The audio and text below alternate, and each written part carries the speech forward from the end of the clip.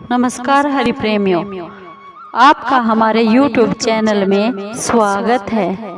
सभी दर्शकों को हमारी ओर से जय श्री कृष्ण।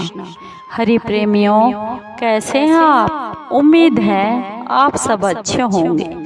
आइए आज की कथा सुनते हैं, आज का प्रसंग सुनते हैं। आज का प्रसंग है माँ तुलसी की संपूर्ण कथा, श्रीमद् भागवत पुराण के महापुराण के अनुसार। हरि प्रेमियों, उससे पहले अगर आप हमारे चैनल पर नए हैं तो प्लीज चैनल को सब्सक्राइब जरूर कर लीजिए और बेल आइकॉन को जरूर दबा लीजिए ताकि आप तक हमारे सारे नोटिफिकेशन पहुंच सके।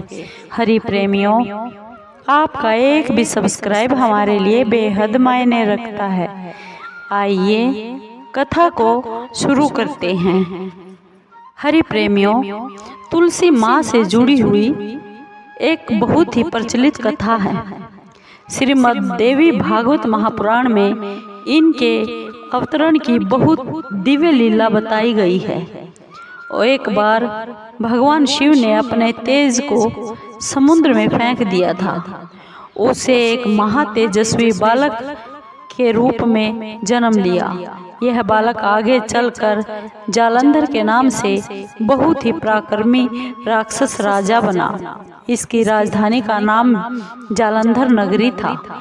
दैत्यराज कालनेमी की कन्या वृंदा का विवाह इसी जालंधर राक्षस से हुआ।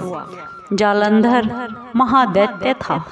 अपनी सत्ता के मद में चूर उसने माँ लक्ष्मी को पाने की कामना से बहुत भयंकर युद्ध किया, परंतु समुद्र से ही उत्पन्न होने के कारण माँ लक्ष्मी ने उसे अपने भाई के रूप में स्वीकार कर लिया। वहां से पराजित होकर वह देवी पार्वती को पाने की इच्छा से कैलाश पर्वत पर चला गया। भगवान देवाधिदेव शिव का रूप धर कर माँ पार्वती के समीप चला गया, परंतु माँ ने अपने योग बल से उस राक्षस को तुरंत पहचान लिया तथा वहां से माँ पार्वती अंतर्ध्यान हो गई।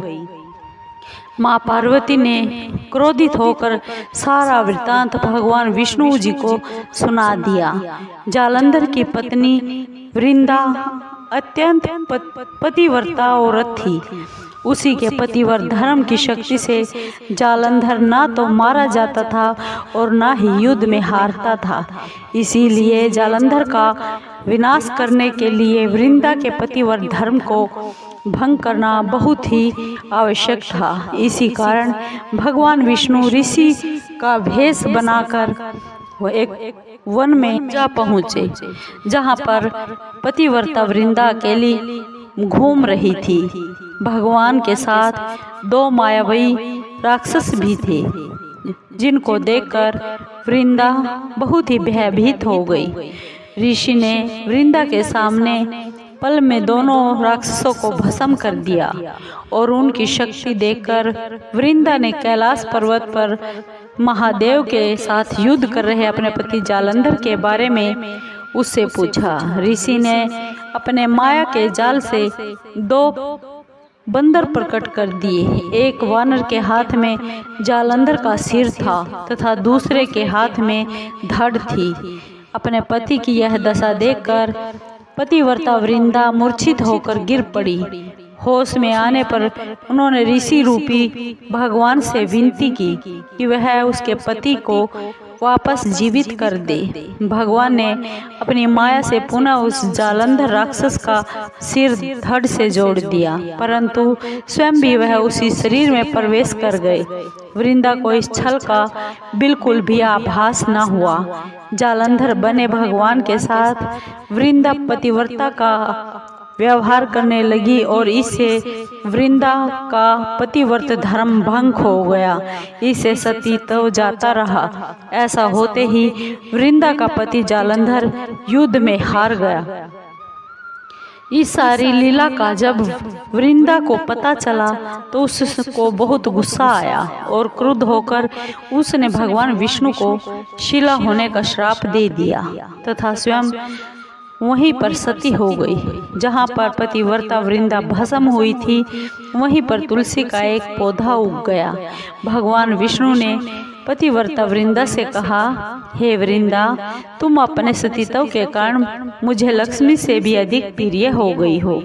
अब तुम तुलसी के रूप में सदा मेरे साथ रहोगी। जो भी जीव, जो भी मनुष्य मेरे शालिग्राम रूप के साथ तुमसे यानी तुलसी से विवाह करेगा, उसे इस लोक तो क्या परलोक में भी अपार यश प्राप्त होगा। जिस घर में तुलसी माता होती है, वहाँ यम के दूत असमय कभी नहीं आ सकते, वहाँ अकाल मृत्यु नहीं हो सकती। गंगा व नर्मदा के जल में तुलसी तथा स्नान करने से तुलसी का पूजन करने के बराबर है। चाहे मनुष्य कितना भी बड़ा पापी क्यों ना हो, मृत्यु के समय जिसके प्राण में, जिसके मुख में तुलसी की मंजरी सहित तुलसी डाल दिया जाए और गंगा जल मुख में रखकर डाल देते हैं, तो वह सभी पापों से मुक्त होकर वैकुंठ धाम को चला जाता है। जो मनुष्य तुलसी व आंवलों की छाया में अपने पितरों का श्राद्ध करता है, उनके पितृ भी मुक्ति को प्राप्त होते हैं। उसी दैत्य जालंधर की यह भूमि जलंधर नाम से विख्यात हुई। सती पतिव्रता वृंदा का मंदिर मोहल्ला कोट किशनगंज में स्थित है। कहते हैं इस स्थान पर एक प्राचीन गुफा थी जो सीधी हरिद्वार तक जाती थी। सच्चे मन से 40 दिन तक पतिव्रता सती वृंदा के मंदिर में पूजा करने से सभी मनोकामना पूर्ण होती है। हरि प्रेमियों, आपको ये माँ तुलसी की कथा कैसी लगी? अगर आपको अच्छी लगी हो तो प्लीज़ चैनल को सब्सक्राइब कीजिए, लाइक कीजिए, शेयर कीजिए और कमेंट ज़रूर कीजिए।